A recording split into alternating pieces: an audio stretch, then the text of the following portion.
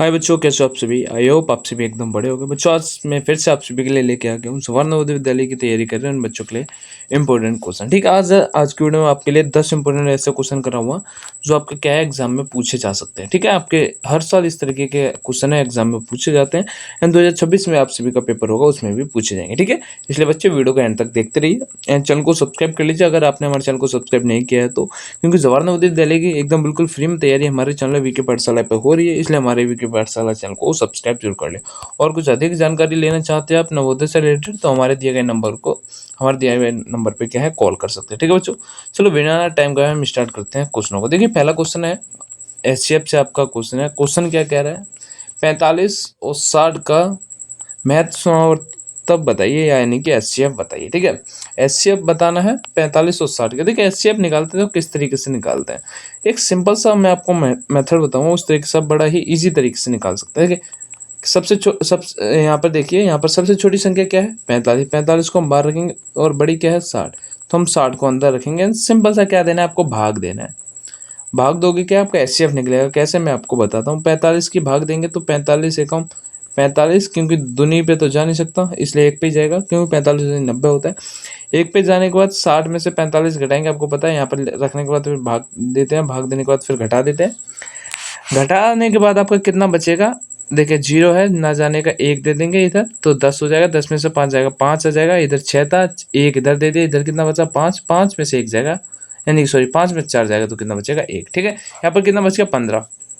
अब 15 आपका शेषफल बच गया एंड तब तक ना कटे तब तक आपको क्या है भाग देना। अब ये 45 से बाहर था, अब इसको हम अंदर रख लेंगे 45 को एंड 15 पर अपना बाहर है तो इसको बाहर ही रहने देंगे।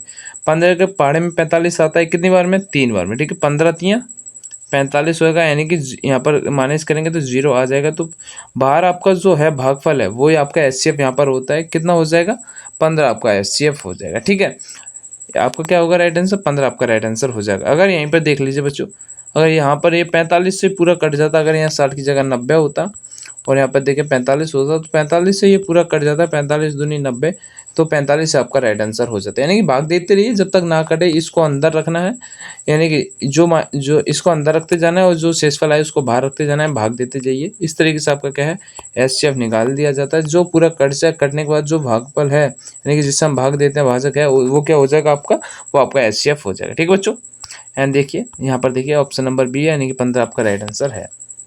दूसरा क्वेश्चन देख लीजिए। दूसरा क्वेश्चन है कि एक सप्ताह में कुल कितने घंटे होते हैं। ये आपको बताना, बड़ा ही सिंपल क्वेश्चन है कि एक सप्ताह में आपके कितने घंटे होते हैं। ठीक है, देखिए बड़ा ही सिंपल क्वेश्चन है, मैं आपको बताऊँ। एक दिन में सबसे पहले बताइए कितने घंटे होते हैं। हम एक दिन की बात करें तो एक दिन में आपके जो घंटे होते हैं 24, एंड एक सप्ताह में दिन कितने होते हैं, एक सप्ताह में आपके 7 दिन होते हैं, यानी कि 7 के हम 24 से गुणा कर देंगे। देख लीजिए बड़ा सिंपल है। एक दिन में कितने, एक दिन में जो घंटे होते हैं वो कितने 24 घंटे होते हैं। और यहाँ कितने पूछा है, सप्ताह में पूछा कि एक सप्ताह में कुल कितने घंटे होते हैं। तो एक सप्ताह में दिन कितने होते हैं 7, यानी कि हम 7 दिन के लिए निकालेंगे घंटे तो 24 से गुणा कर देंगे, क्योंकि एक दिन का 24 है तो 7 दिन का निकालने के लिए हम गुणा कर देंगे। 24 की और 7 की गुणा करेंगे तो कितना आ जाएगा, यहाँ पर देखिए 24 गुणा 7, 7 चौक 28 हो जाएगा, हासिल जाएगा 2 एंड 7 दूनी 14 हो जाएगा, 14 और 2 16 हो जाएगा, यानी कि 168, यानी कि ऑप्शन नंबर सी आपका राइट आंसर हो जाएगा। ठीक है बच्चों, यहाँ पर देख लीजिए। तीसरा क्वेश्चन देख लीजिए, बड़ा ही सिंपल क्वेश्चन है। 1 किलो में कितने ग्राम होते हैं। सभी बच्चे जानते हो कि अगर आप चीनी लेने जाते हो, चावल लेने जाते हो और मम्मी पापा आपके भेजते हैं कि बेटा लेके आइए, तो 1 किलो में कितने ग्राम वहाँ पर लिखा हुआ था तराजू में, वहाँ पर आपका कितना 1000 ग्राम। ठीक है, 1000 ग्राम आपका लिखा हुआ होता है, यानी कि 1 किलो में जो ग्राम होते हैं वो 1000 होते हैं, यानी कि ऑप्शन नंबर सी आपका राइट आंसर हो जाएगा।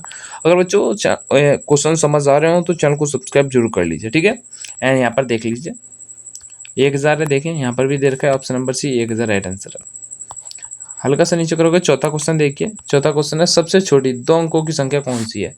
देखिए यहाँ पर अगर पूछ लेगा सबसे बड़ी 2 अंकों की क्या है तो हम 9 9 लिख देते हैं, जितने अंकों की पूछे उतनी बार हम 9 लिख देते हैं। अगर हमसे पूछता है 2 अंकों की सबसे बड़ी संख्या क्या है तो 99 हो जाती है, लेकिन यहाँ पर पूछा है 2 अंकों की सबसे छोटी।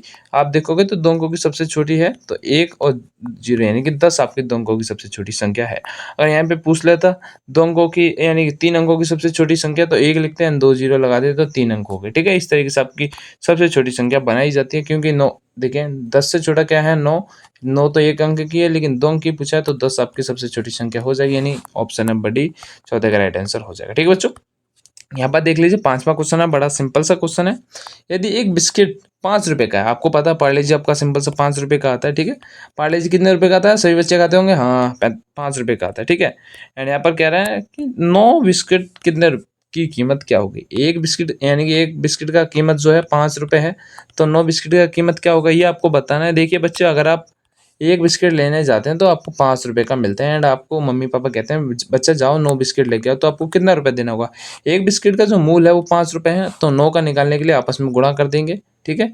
एक का 5 है, 2 का 10 होगा, 9 पंजे 45। 9 बिस्किटों का कितना हो जाएगा, 45 आपका राइट आंसर हो जाएगा, यानी कि option number B right answer हो जाएगा, ठीक है।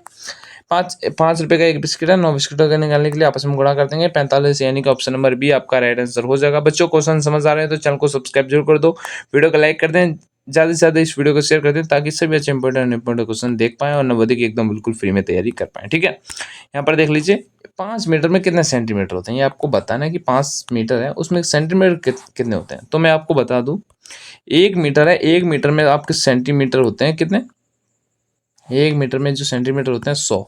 5 मीटर सेंटीमीटर कितना हो जाएगा, 500, आपस में गुणा हो जाएगी। एक की वैल्यू 100 है तो 5 की वैल्यू निकालने के लिए गुणा कर देंगे, तो यानी कि कितना हो जाएगा 500, यानी कि option number A right answer हो जाएगा, ठीक है बच्चों। एंड चलते अपने देख लीजिए छठे क्वेश्चन पे, सॉरी 7वें क्वेश्चन पे। 7वां क्वेश्चन है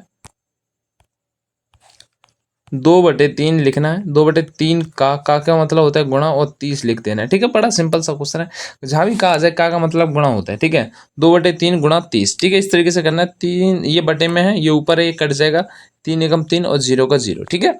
एंड कटने के बाद हो जाएगा 2 ढाई 20, ठीक है। नीचे कुछ नहीं बचा, नीचे 1 बचा, 1 की वैल्यू कुछ नहीं होती है, इसलिए 20 रहने देंगे, यानी कि ऑप्शन नंबर बी आपका राइट आंसर हो जाएगा, ठीक है बच्चों। इस तरीके से आपके बड़े ही इजी क्वेश्चन है आते हैं नवोदय के एग्जाम में। तो आपको क्या है, नवोदय में सिलेक्शन लेना है तो हमारे चैनल को सब्सक्राइब जरूर कर लीजिए। देखिए बड़ा ही सिंपल क्वेश्चन है, इस तरीके का क्वेश्चन भी अक्सर नवोदय के एग्जाम में पूछ लिया जाता है। आपको क्या है, 20 तक पहाड़े याद होने चाहिए बच्चों, अगर आप नवोदय की तैयारी कर रहे हो तो। यहाँ पर पूछा कि 13 सत्ते कितना होता है, देखिए 13 सत्ते 91 होता है भैया, ठीक है। तो ऑप्शन नंबर ए आपका राइट आंसर हो जाएगा, ठीक है। अगर आप भी नवोदय की तैयारी कर रहे हैं तो हमारे व्हाट्सएप ग्रुप को ज्वाइन कर लो, जिसका लिंक आप सबको डिस्क्रिप्शन में मिल जाएगा। वहाँ पर क्या आपको फ्री में पीडीएफ वगैरह मिलते रहेंगे और नवोदय की पल पल की इन्फॉर्मेशन आपको मिलती रहेगी। नवोदय से रिलेटेड आपको कोई भी अदर इन्फॉर्मेशन चाहिए, आप हमारे दिए गए नंबर पर कॉल कर सकते हैं, ठीक है। अपन नवा क्वेश्चन देख लीजिए। नवा क्वेश्चन है, किसी वर्ग की एक भुजा है 9 सेंटीमीटर की है, ठीक है, उसका परिमाप क्या होगा। देखिए वर्ग का जो परिमाप होता है वह क्या होता है, देखिए वर्ग में कितनी ही भुजा होती है, वर्ग क्या होता है 4 भुजा वाला ये वर्ग होता है, ठीक है। चारों भुजा क्या बराबर होती हैं, ठीक है, चारों भुजा आपकी बराबर होती हैं, ये हो गया वर्ग, ठीक है। एंड यहाँ पर पूछा है कि वर्ग का परिमाप क्या, परिमाप निकालना है तो 4 भुजा है, तो 4 और एक भुजा कितने की है 9 की, तो 4 की 9 की गुणा कर देंगे, 4 नेम 36, यानी कि option number A right answer हो जाएगा, ठीक है। 36 आपका राइट आंसर हो जाएगा। जब भी वर्ग का परिमाप पूछ ले तो आपको क्या करना है, 4 गुणा भुजा कर देना है, 4 गुणा भुजा, ये आपका क्या होता है वर्ग का परिमाप का फॉर्मूला होता है, ठीक है बच्चों। आई होप आपको एकदम बेहतरीन तरीके से समझ आ रहे होंगे क्वेश्चन। अपने लास्ट क्वेश्चन पे चलते हैं। आज के लास्ट क्वेश्चन बड़ा ही सिंपल सा है, आप यहाँ पर देखिए 1000 में से 758 आपको घटाने, ठीक है। ये घटाइए एंड कमेंट में आंसर बताइए, मैं नेक्स्ट वीडियो में इसका आंसर दूंगा, ठीक है बच्चों। आप सभी कमेंट का मैं वेट करूंगा, तो कमेंट में इसका आंसर बताना है। 1000 में से 758 आपको घटाने हैं एंड कितना आ जाए, देखिए 1000 माइनस 758, ये आपको माइनस करने हैं, ठीक है।